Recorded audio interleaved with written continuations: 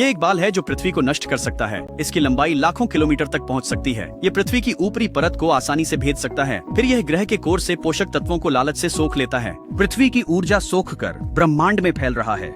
यह सन्नी के दानव केश हैं।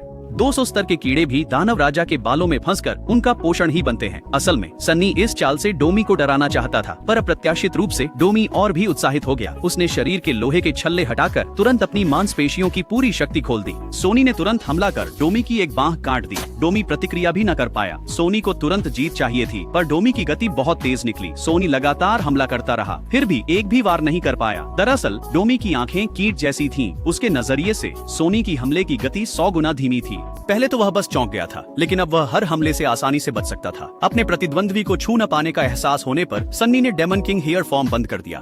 फिर डोमी की ओर एक साथ अनगिनत बाल लपके। डोमी ने ढेर सारे विस्फोटक कीट अंडे उगले। जैसे ही ये अंडे बालों से टकराए, वे तुरंत फट गए। सोनी ने फिर अपने बाल समेटे और डोमी पर हमला किया, लेकिन डोमी ने बस पंख फैलाए और वार रोक दिया। अचानक डोमी की आंखों में लाल चमक कौंधी। सोनी को तुरंत असहनीय दर्द हुआ। डोमी की कटी बांह उसकी गर्दन जकड़ रही थी। अगले ही पल डोमी सोनी पर झपटा। सोनी लाख कोशिश के बावजूद छूट नहीं पाया। फिर डोमी ने उसके चेहरे पर मुक्का मारा और एक जोरदार लात। इसके बाद उसने सोनी के बाल पकड़े और उसे युद्ध भूमि पर जोर से पटका। जैसे ही डोमी धीरे धीरे बढ़ा, सोनी को पहली बार निराशा हुई।